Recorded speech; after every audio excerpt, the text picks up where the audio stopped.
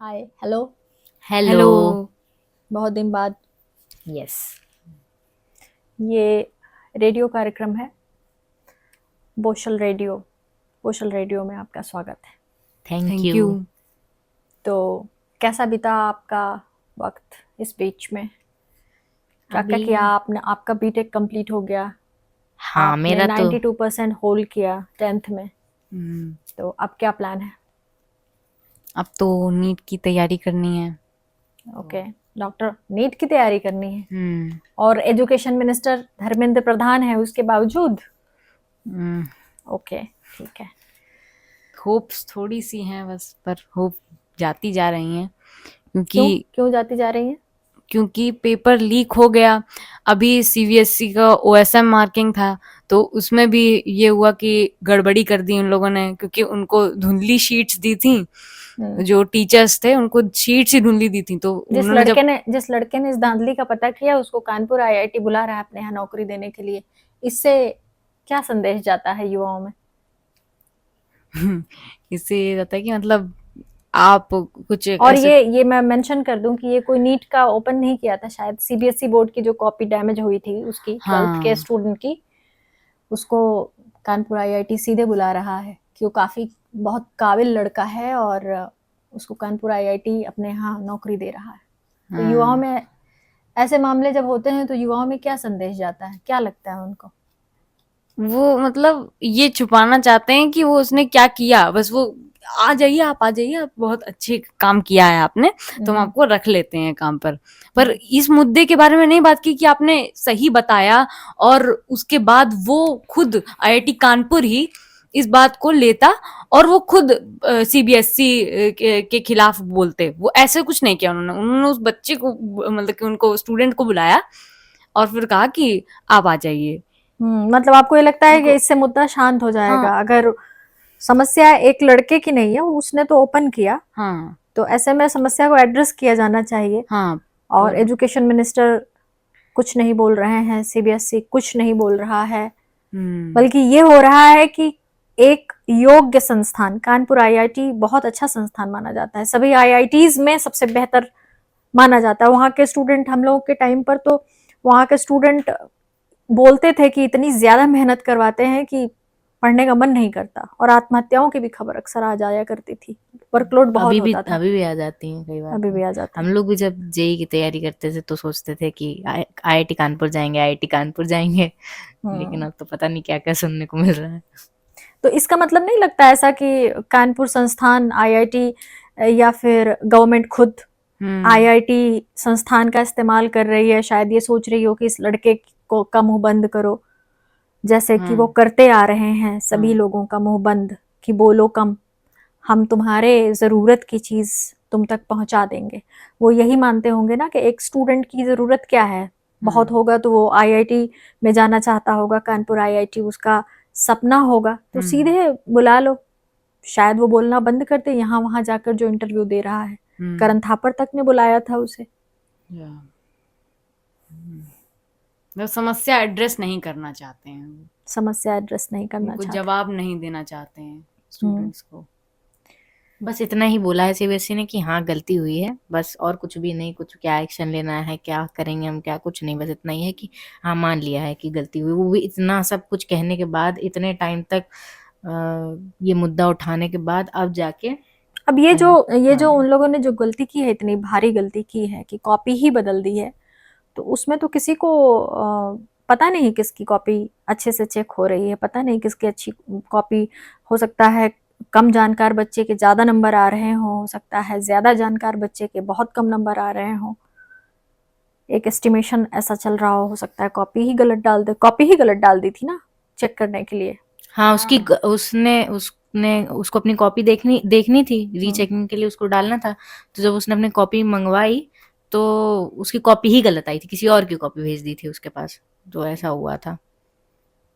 तो आप लोगों को क्या लगता है कि मतलब एक एग्जाम तक ढंग से नहीं करवा पा रही है ये गवर्नमेंट, और दूसरी तरफ वे दावे करते हैं कि वो नेहरू जी के बराबर, नेहरू जी से ज्यादा एक दिन ज्यादा उन्होंने प्रशासन किया, उन्होंने ये भी कहा, सभी अखबारों में एक बड़ा बड़ा इश्तेहार छप रहा है, उसमें पूरी कैबिनेट खड़ी है एक साथ और वो मोदी जी को वाहवाही कर रही है कि आपने तो वाह, आपने तो वाह, एक दिन ज्यादा जवाहरलाल नेहरू से ज्यादा प्रशासन कर लिया। वो इससे क्या संदेश देना चाहते हैं, लोगों को क्या समझ में आता है? वो इससे संदेश देना चाहते हैं कि मैं बहुत लोकप्रिय हूँ, इसलिए जनता मुझे इतने लगातार उनसे भी ज़्यादा लोकप्रिय हूँ, इसलिए तब से अभी तक प्रधानमंत्री के पद पर हूँ और मैं इस काबिल हूँ कि मैं रहूँ, मैं उनसे ज़्यादा काबिल हूँ, इसलिए मैं ज़्यादा समय तक हूँ। और वो यही जताना चाह रहे हैं कि अभी मैं और मतलब प्राइम मिनिस्टर की डिग्री तक भी कोई नहीं जानता। हाँ, सही बात है। प्राइम मिनिस्टर पर आरोप है कि इलेक्शन कमीशन को कॉम्प्रोमाइज किया। प्राइम मिनिस्टर पर आरोप है कि जिन न्यायपालिका में जिन जजेस का अपॉइंटमेंट होता है वे स्मूथली अगर कानूनी तो तरीके से वो आते तो वो कम से कम सीजेआई नहीं बनते, उनकी लॉबिंग पहले से की जाती है ना। तो ऐसे व्यक्ति कैसे ये दावा कर देते हैं कि वो बड़े लोकप्रिय हैं, अखबारों के माध्यम से वो दावा करते हैं, वो मतलब संदेश क्या है आखिरकार? वो तो कभी बराबरी कर ही नहीं सकते नेहरू जी की, क्योंकि वो तो अखबारों में छपवाते हैं कि मैं बहुत अच्छा हूँ, जबकि नेहरू जी ने खुद अखबार मतलब कि नेशनल हेराल्ड को खुलवाया था और उसमें वो खुद दूसरे नाम से अपने अपनी आलोचना करते थे, अपनी सरकार की आलोचना करते थे, वो खुद आलोचना करते थे, अपनी आलोचना खुद करते थे और ये अपनी तारीफ खुद करते हैं। हाँ और खुद तो नहीं और लोगों से करवाते हैं। हाँ और उसमें अखबारों को शामिल किया जाता है, जबकि अखबार इस काम के लिए नहीं बने हैं, एक ऐड किया जाता है।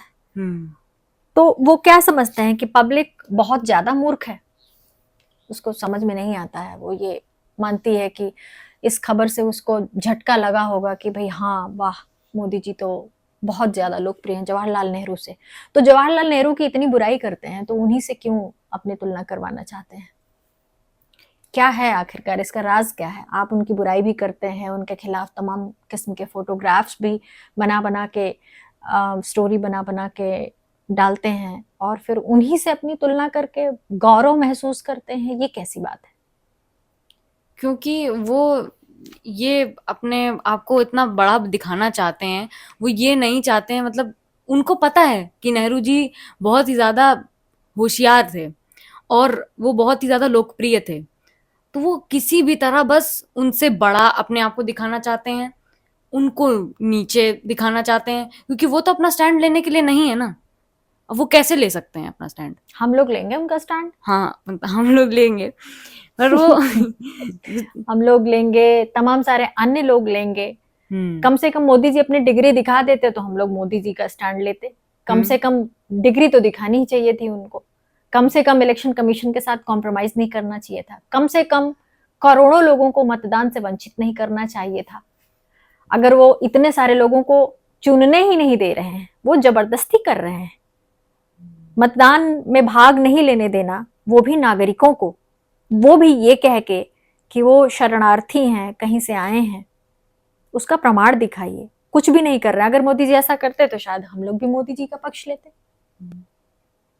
अभी वो हमारे एक वो फॉर्मर सेक्रेटरी जनरल जो थे लोकसभा के, उन्होंने बताया कि उनका एक आर्टिकल निकला था द हिंदू पे, तो उन्होंने बताया उसके थ्रू कि कैसे स्पेशल इंटेंसिव रिवीजन यानी कि एसआईआर नाम का कोई शब्द ही एग्जिस्ट नहीं करता है। हाँ बिल्कुल सही कहा, जो नहीं है, जो मतलब इलेक्शन कमीशन करवाता है उसको जिक्र ही स्पेशल नहीं है, शब्द का जिक्र ही नहीं है। बिल्कुल कोई कॉन्स्टिट्यूशन में कोई जिक्र नहीं है, बस एक स्पेशल रिवीजन होता है। और मतलब कॉन्स्टिट्यूशन में बात है कि अगर एडल्ट सफरेज की बात है, अगर कोई 18 से ऊपर है और वो भारत में रह रहा है तो उसको वोट देने का अधिकार है। आप ऐसे ही नहीं किसी को भी इंक्लूजन सबका होता है, ऐसे ही नहीं कि कैसे भी एक्सक्लूड कर दे रहे हैं या इतने दस्तावेज मांग रहे हैं या उनका कोई आधार ही नहीं है। तो सुप्रीम कोर्ट का जो जजमेंट था उस पर इसलिए सवाल उठ रहे हैं, लोग सवाल उठा रहे हैं कि ऐसा कैसे सुप्रीम कोर्ट ने बाकी पिटिशनर्स की बात नहीं सुनी, सारा कुछ सुनने के बाद भी उनको कैसे वो चीज सही नहीं ले रही है और वो इलेक्शन कमीशन की बात पे अग्री कर जा रहे हैं। तो मतलब थोड़ा सा डाउट करने वाली चीज है। तो उन्होंने भी अपने आर्टिकल में यही चीज कही थी कि कैसे उन्होंने सब बताया कि कैसे केवल स्पेशल रिवीजन होता है, कौन इंक्लूड हो रहा है कौन एक्सक्लूड, बहुत इतने मेजर चेंजेस नहीं किए जाते कि आप मिलियंस ऑफ वोटर्स को ही हटा दो, इतने सारे लोग देश के इलेक्शन नागरिक नहीं कमीशन है। का ये काम था कि देश के अधिक से अधिक लोगों को इन्वॉल्व करना बिल्कुल। मतदान प्रक्रिया में उनको शामिल करना, हाँ। क्योंकि हमारा देश ऐसा है कि यहाँ पर जो एजुकेशन सिस्टम है या अपने अधिकारों के प्रति जागरूक इतने लोग नहीं रहते हैं। वो ज्यादातर जब आजादी मिली थी तब भी नहीं थे। तो उनके बीच में ये जागरूकता फैलाना कि ये तुम्हारी सरकार है, तुम्हें मिलकर चुनना है, आओ और वोट करो, अपना मत, अपना ओपिनियन दान करें, मतदान करें, बिल्कुल वोट बिल्कुल। करें और अधिक से अधिक वोट करें और सरकार बनाएं। और ये जो प्रक्रिया है वो नीचे से लेकर ऊपर तक है, पंचायतों से लेकर के टॉप क्लास तक है। लेकिन ये पहली बार हुआ कि कोई इलेक्शन कमीशन, उसने ना कभी प्रचार किया, ना कभी कहा कि अपना ये अनमोल मत है उसका मतदान कीजिए, बल्कि उन्होंने बहुत सारी करोड़ों की जनता को, करोड़ों की आबादी को उसके अधिकारों से वंचित कर दिया। अगर आप वोट नहीं करते तो आप किस अधिकार से कहेंगे कि मैंने इसे चुना है, ये मेरी बात नहीं मान रहा है, चाहे वो विधायक हो, चाहे वो प्रधान हो, पंचायत का लेवल का आदमी हो या फिर लोकसभा का। बिल्कुल। तो ये पहली बार हुआ है कि एक्सक्लूशन हुआ है, इंक्लूजन नहीं हुआ है, एक्सक्लूड किया गया है। और ये कहने के लिए उन्होंने बहाने बनाए हैं। ये इंटेंसिव रिवीजन जो है ये बहाना है टेक्निकलिटी में फंसाने का, जबकि ये एक असंवैधानिक बात है और इस बात को रोका जाना चाहिए था। कहां से? उच्चतम न्यायालय से। बिल्कुल। और उच्चतम न्यायालय ने ये बिहार के साथ भी होने दिया, ये बंगाल के साथ भी होने दिया। तो उच्चतम न्यायालय ने खुद संविधान की रक्षा नहीं की, खुद लोगों के मूल अधिकारों की रक्षा नहीं की। अब ऐसे में वो कहां जाएंगे, ये सोचने वाली बात है। क्या उन्हें बांग्लादेश भेज दिया जाना चाहिए? क्या उन्हें म्यांमार भेज दिया जाना चाहिए? क्या उन्हें कहीं भी छोड़ दिया जाना चाहिए, समुद्र में फेंक दिया जाना चाहिए? भेज तो रहे हैं बांग्लादेश, बहुत लोगों को भेज दिया, कैसे खुलेआम जो है। और उन्होंने ये भी प्लान किया है कि जो वहां की नदियां हैं उनमें जहरीले सांपों को छोड़ा जाए, मगरमच्छों को छोड़ा जाए। ये क्या है? बहुत असंवेदनशील ये भारतीय संस्कृति है? नहीं। ये कौन सा संस्कार है? बताइए, सोचिए, अपने स्तर पर सोचिए कि ये कौन सी संस्कृति है? ये भारत की संस्कृति है कि लोगों को सताने के लिए नदियों में सांप छोड़ दो, मगरमच्छ छोड़ दो, जहरीले नागों को छोड़ दो, तो पार करें तो कुछ करें तो काट लें। तो वहां पे तो हमारी बीएसएफ भी है, तो सांप क्या पहचानेगा कि ये रोहिंग्या शरणार्थी है, बांग्लादेशी है या बीएसएफ का जवान है? गलत बात है, तो बहुत ज्यादा गलत बात है। तो ये है, पॉलिसीज हैं, पता नहीं लोग क्यों नहीं समझते हैं। बहुत गौरव के साथ वो एकदम ऐसे बता रहे हैं जो बंगाल के चीफ मिनिस्टर हैं कि हमने इतने इतने हजार लोगों को वहां भेज दिया है और ये कर दिया है, वो कर दिया है, मतलब बिना किसी प्रूफ के, ना कुछ उनके पास ऐसा मापांक है कि कैसे वो पता करते हैं कि वो भारत के नागरिक अंडमान की हैं खबर तो नहीं पढ़ी है। होगी आपने? हाँ बिल्कुल। क्या है वहाँ? इनके विकास का मतलब तो जंगल की कटाई है। आप लोगों को क्या लगता है? हाँ, वहाँ के 160 स्क्वायर किलोमीटर एरिया उनका प्रोजेक्ट है, 160 स्क्वायर किलोमीटर पे, और जिसमें से शायद 136 स्क्वायर किलोमीटर पे पूरा जंगल है जिसको वो काटेंगे। आप समझ रहे हैं, 136 स्क्वायर किलोमीटर मतलब बहुत ज्यादा जंगल, इतने घने जंगल जहाँ बहुत ही कुछ एंडेमिक स्पीशीज हैं, कुछ बहुत ज्यादा मतलब दुर्लभ प्रजातियां हैं, और सबसे बड़ी बात लेदर बैक टर्टल है वहां पर है, giant leatherback giant turtle. Leather back turtle.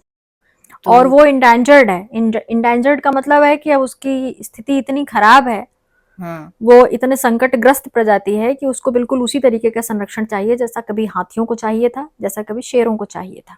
हाँ बिल्कुल बिल्कुल। जैसे टाइगर प्रोजेक्ट चलाया गया तो टाइगर को बचाया गया।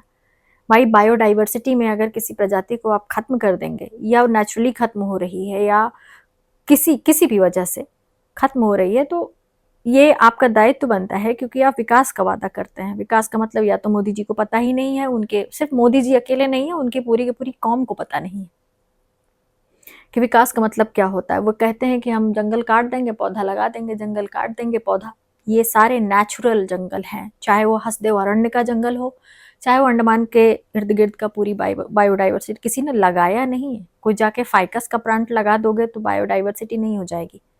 वो नेचुरल है, वो खुद ब खुद जब ये धरती बन रही थी तब वो तैयार हुए थे। जब ये धरती बन रही थी, जब ये रहने लायक इलाका बन रहा था, वायुमंडल तैयार हो रहा था, जल बन रहा था, जंगल तब बन रहे थे। जायंट लेदर बैक टर्टल वो किसी के पैदा करने से पैदा नहीं हुआ है, वो खुद बना। और भी ऐसे बहुत सारे पक्षी प्रजाति, हाँ बहुत कुछ है वहाँ। जब वो इंडेंजर्ड होते हैं तो गवर्नमेंट का ये उद्देश्य होना चाहिए कि इन्हें बचाना है, मारना नहीं। ये तो मार रहे हैं।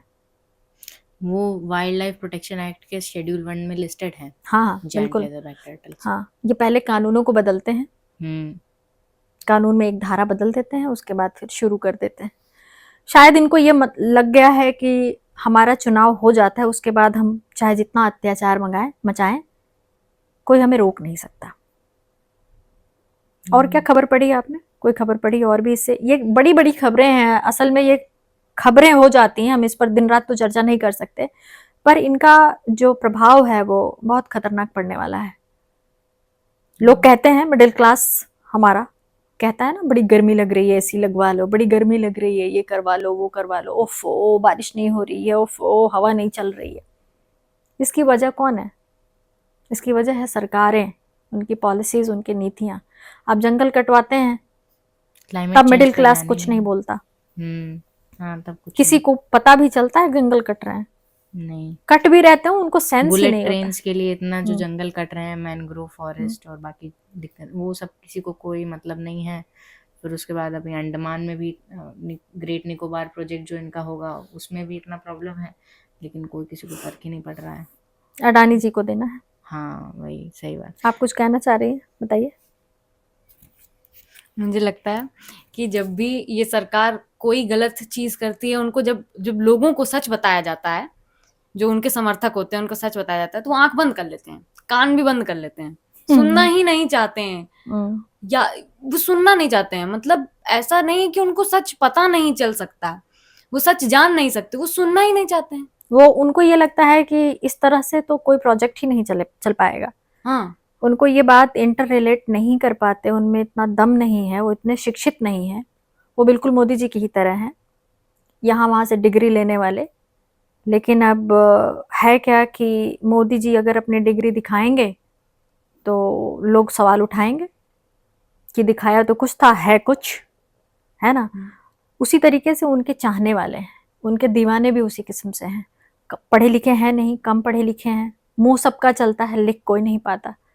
तो वो इंटर रिलेट करके समझ ही नहीं पाते। उनको लगता है कि अगर एक पेड़ कटता है तो दूसरा पेड़ लगाया भी तो जाता है। लेकिन उनको ये सेंस नहीं है कि प्राकृतिक जंगल क्या होते हैं, वो कैसे बनते हैं। वो यूं ही नहीं बन जाते, वो प्रिपेयर होके बनते हैं खुद ब खुद, उन्हें कोई आदमी नहीं लगाता, वो नेचुरल बनते हैं। उनकी अपनी एक उपयोगिता होती है। अगर उसको काट दिया गया, एक जंगल पर, एक पेड़ पर न जाने कितने पक्षी रोज आते जाते हैं, एक जंगल में न जाने कितने जीव रहते हैं, एक दूसरे पर निर्भर रहते हैं। जैसे मोदी जी इलेक्शन कमीशन पर निर्भर हैं, इलेक्शन कमीशन को डिस्ट्रॉय कर दो। जैसे मोदी जी अपने भक्तों पर निर्भर है, वैसे पक्षी भी पेड़ों पर निर्भर है। भक्तों को इरेडिकेट कर दो तो मोदी जी का प्रचार प्रसार करने वाला कोई नहीं होगा। अखबारों को जला दो, खत्म कर दो सबके ऑफिसेस, तो छपने के लिए अखबार नहीं होगा, इश्तेहार नहीं होगा, मोदी जी उड़ जाएंगे। ऐसे ही जंगल काट दिया तो पक्षी उड़ जाएंगे। उनको समझ नहीं आता है कि इन जंगलों की महत्ता क्या है।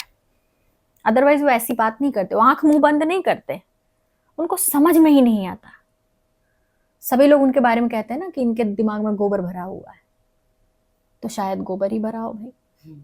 या फिर ऐसा भी हो सकता है कि उनको फर्क ही नहीं पड़ता है, कि वो इस देश को बर्बाद करते जा रहे हैं, बर्बाद करते जा रहे हैं, फिर सोचेंगे कि हम लोग इस देश में रहेंगे ही नहीं, अगर हम हार गए तो इस देश में रहेंगे ही नहीं, हम तो फॉरेन चले जाएंगे। हाँ, तो कुछ लोग जा पाएंगे ना, सब लोग ये जो गाली वाल गलौज करते हैं लोग थोड़ी जा पाएंगे, तो इनका तो पता भी नहीं चलेगा, तो कुछ नाम चेंज करके गाली देते हैं, इनका तो असली नाम हम्म, उनके घर वालों को भी नहीं पता होगा। हम्म, जो जो मतलब असली नाम नहीं, डिजिटल नेम। हाँ हाँ, वो अजीब से नाम रखते हैं और फोटो लगाते हैं भगवानों की, कोई गणेश की लगाता है, कोई सीता की तो कोई नहीं लगाता, तो कोई AI काली माँ जनरेटेड की। फोटो हाँ। लगाते हैं। हाँ, तो उन लोगों को पता नहीं है अभी। हम्म, ऐसा होगा कि ये लोग छोड़ देंगे और फिर वो लोग सोचेंगे कि हम तो इनके भरोसे हैं, हम्म। तो वो छोड़ देंगे और छोड़ के चले जाएंगे, कहाँ? फिर ये उनका हो जाएगा, फिर हो जाएगा। क्या हो जाएगा? मतलब ये जो अंधभक्त लोग हैं वो सोचते हैं कि हमारा तो सब मतलब हमको पैसा देंगे, भक्त अंधा हमारा ही होता है, हाँ भक्त हमारी पागल ही होता है। हमारी व्यवस्था कर देंगे, सब कुछ कर नहीं देंगे, हमको इतना बोला और नहीं तब नहीं, हमको वो जॉब में व्यवस्था कर रखा। देंगे ना। एक गुजरात का एक लड़का जो गुजरात गोधरा के टाइम पर काफी बड़ा पोस्टर बना हुआ था, मोची, वो रोता रहता है, उसका कोई उसको शर्ट खरीदने का भी पैसा नहीं है, तो वो तो खूब गालियां देता है, तो ऐसे ही वो भी देंगे 20 साल बाद गाली। यही होगा और कुछ नहीं हो सकता। देखो, जीवन जीने के लिए बड़ी नेचुरल प्रक्रिया है, आपको पढ़ा लिखा होना चाहिए, आपके पास रोजगार होना चाहिए, आपका एक स्टेटस होना चाहिए, पैसा आपके पास होना चाहिए जिससे आप अपने जीने के लिए सामानों की खरीद कर सकें। अच्छा, ये बताइए, ये लोग ये एक बात ये भी करते रहते हैं, अक्सर ये प्रमोशन होता रहता है कि युवाओं को नवाचार और अपना खुद का व्यवसाय होना चाहिए, ज़्यादा सरकारों पर निर्भर नहीं रहना चाहिए। ये सरकारें जो है इस तरीके का प्रमोशन क्यों कर रही हैं? खासकर यही सरकार ज़्यादा करती है, और सरकारी नौकरियों की ये हालत है, एजुकेशन की ये हालत है कि एक कायदे से प्रतियोगिता भी नहीं हो पाती। नहीं, सरकारी अगर उनको मतलब सरकारी व्यवस्थाएं, सरकारी स्कूल, सरकारी अस्पताल, इन पर अगर ये एम्फेसिस मतलब एम्फेसाइज करेंगे तो ये रहेगा ना कि इनको पैसा खर्च करना पड़ेगा यस। गवर्नमेंटल में। अब प्राइवेटाइज कर देंगे तो वो प्राइवेट अपना करते रहेंगे नहीं, खर्च। जैसे मान लीजिए आपसे कहा जाए पढ़ाई लिखाई मत करिए, जाइए दुकान खोलिए। आप दुकान खोलेंगे तो 4 लोगों को और नौकरी मिलेगी, तो आप क्या करेंगे? मतलब मैं आपको कहती हूँ कि कल आप दुकान खोलिए, पढ़ाई लिखाई छोड़ दीजिए, सरकार आपके लिए कुछ नहीं करेगी। नीट देंगी तो आपका एग्जाम लीक हो जाएगा, पेपर लीक हो जाएगा। और आप ग्रेजुएशन करती हैं तो आप हायर में जब तक एग्जाम देती हैं, जब तक हायर एसएससी वगैरह और भी शिक्षक मतलब एग्जाम्स होते हैं, आईएएस के एग्जाम्स होते हैं, तब तक बदल जाए सब कुछ, बचेगा क्या आपके लिए? कभी इसके बारे में सोचा है कि कुछ बचेगा ही नहीं? जो भी सिस्टम बनाया गया था, नेहरू से बड़ा दिखने वाले लोग उसे तोड़ रहे हैं। नेहरू से बड़ा दिखने की चाह तो है, लेकिन जो भी संस्थाएं बनाई गई नेहरू के द्वारा वो प्रतियोगिता नष्ट कर रहे हैं। तो ऐसे में आपके पास क्या सपना बचता है? आप क्या करेंगे? चाय की दुकान खोलेंगी, पकौड़े की दुकान खोलेंगी, मतलब खाना बनाएंगी, मतलब गर्ल्स क्या करेंगी? या फिर किसी से शादी करके अपना घर बसाएंगी, बच्चे पैदा करेंगी? मतलब लड़कियों के पास क्या ऑप्शन बचता है अगर इस तरीके से प्रतियोगिताएं मतलब फ्लॉप होती रही तो? जी मतलब कि हाँ, लड़कियों की, स्टूडेंट्स की जो होप्स होंगी वो टूट जाएंगी, टूट रही हैं। वो सोचेंगे कि हम एग्जाम दे करके करेंगे क्या। मेरे भी स्कूल में कुछ स्टूडेंट्स हैं, उन्होंने अभी जो पेपर लीक हुआ नीट का, तो क्या किया कि उन्होंने बायोलॉजी की स्ट्रीम छोड़ दी और वो पीसीएम में चले गए, ये सोच करके तो पीसीएम कि में भी तो कुछ जाएंगे तो इंजीनियरिंग है, हाँ तो वहां मार्क्स आप कितने डाउन कर दिए जाएंगे, कॉपी बदल देंगे, कहीं कुछ कर देंगे, मतलब यूं ही उनका मानना है कि देखो आ तो रहे हैं सारे लोग, उनका ये मानना है कि बच्चे सेलेक्ट तो हो रहे हैं, लेकिन आप देखेंगे कि टैलेंटेड लोग रह जा रहे हैं, पता नहीं कौन सेलेक्ट होता है, पता नहीं कौन है जो उनकी तरफ जाता है। कहीं ऐसा तो नहीं कि हिंदुत्ववादी लोगों को ज्यादा सेलेक्ट किया जा रहा है और जो फ्रीडम पसंद है या जो न्यूट्रल लोग हैं उनकी कॉपियों के साथ जानबूझकर गलत हो रहा है? सब शंकाएं होती है ना। होती तो है। जब मैंने भी दिया था जेई का एग्जाम, तब भी ऐसा हुआ था कि कुछ लोगों को चीटिंग कराई गई थी, कुछ सेंटर्स में चीटिंग हुई थी, ये मुद्दा बहुत उठा था कि जो तेलंगाना का एक लड़का है उसका सेंटर हरियाणा क्यों पड़ा है, मतलब हम्म इतना दूर वो आके पेपर क्यों देगा। हम्म और फिर इन लोगों के और उसके पिछले पेपर में कम परसेंटाइल आए थे, उसके बाद बहुत ज्यादा आ गए, तो मतलब बहुत शंकाएं उठ रही थी कि कैसे हो रहा है। हम्म। लेकिन कुछ एनटीए ने कुछ एड्रेस नहीं किया उसको, फिर उसके बाद सरकार ने भी कुछ भी एड्रेस नहीं किया उसको, ऐसे ही पेपर निकल गया, ऐसे ही लोग सिलेक्ट हो गए, जो हो गया होना। 2024 में भी तो नीट का पेपर लीक हुआ था, हाँ। तब भी धर्मेंद्र प्रधान के इस्तीफे की बात हुई थी। 2 साल गुजर गए, एजुकेशन मिनिस्टर बने हुए हैं, और बिल्कुल। उनको विपक्ष से इतनी ज्यादा एलर्जी है कि अगर किसी पॉलिसी में विपक्ष बैठा रहता है तो उनको उससे भी प्रॉब्लम होती है, जबकि ये डेमोक्रेसी है, उन्होंने संविधान की शपथ खाई है। कितने टाइम से चला रहा है, मतलब मैंने जब पेपर 2020-21 में तब पेपर दिया था, 21-22, मतलब बहुत टाइम हो गया, लेकिन तब से अभी तक चला रहा है, किसी को कोई मतलब नहीं है। और और इतना लोग, कोई तो सेलेक्ट हो रहा होगा, हाँ बिल्कुल। सीटें तो भरती हैं। नीट का जो एज लिमिट थी वो भी खत्म हो गई, पर समझ नहीं आ रहा है कि फायदा किसको मिल रहा है, कौन जा रहा है।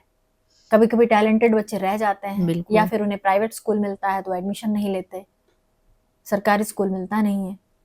प्राइवेट कॉलेज बहुत महंगे हैं, मेडिकल के लिए बहुत ज्यादा फीस है उनकी, वो अफोर्ड ही नहीं कर सकते। तो चीजें इंटर रिलेट नहीं समझ में नहीं आती, मतलब अस्पताल गिर रहे हैं, बाबा लोग पैदा हो रहे हैं, अस्पताल गिर रहे हैं, हाँ, उनकी जो स्थितियां हैं वो खराब हो रही हैं, बजट नहीं जाता है, तो पोस्ट ही नहीं भरते हैं, ये डॉक्टर्स ही नहीं लेते हैं। डॉक्टर्स ले रहे हैं। आज की ही खबर है, आज की खबर है कि अडॉक पे, एडहॉक पे। हाँ अडॉक पे डॉक्टर्स अपॉइंट किए जाएंगे और हर महीने साक्षात्कार होगा।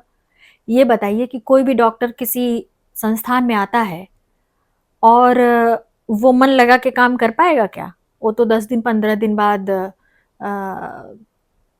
उसको लगेगा मुझे जाना है, तो वो किसी और संस्थान में अपनी व्यवस्था करने के बारे में सोचेगा। उसका मन लगा रहेगा? अगर किसी को जॉब सिक्योरिटी ना हो तो वो मन लगा के काम कर पाएगा? नहीं, उसको लगेगा अरे देख लेते हैं, ठीक है कोई बात नहीं। फिर भी उनमें इतनी संवेदनशीलता होती है कि वो मतलब सोचें कि मरीज है, हमें उसके बारे में सोचना है, देखना है, करना है, अगर वो केवल एज अ जॉब क्या नहीं ये ले रहे हैं। कारण नहीं लेकिन है कि जैसे कि पता नहीं कहाँ से लोग आ जाते हैं अस्पतालों में, ऐसा भी होता है, पता नहीं कहाँ से आ जाते हैं प्राइवेट लोग, हाँ, पीपीपी मॉडल पर चल रहा है और उनकी जिम्मेदारी नहीं होती, कोई रिस्पॉन्सिबिलिटी नहीं, कोई सीने पे चढ़कर प्रसव करा रहा है, तो कोई महिला के साथ रेप कर रहा है ना। तो खैर ठीक है, हम आगे भी फिर भी और भी बातें करेंगे, आज के लिए इतना ही। ओके, शुक्रिया।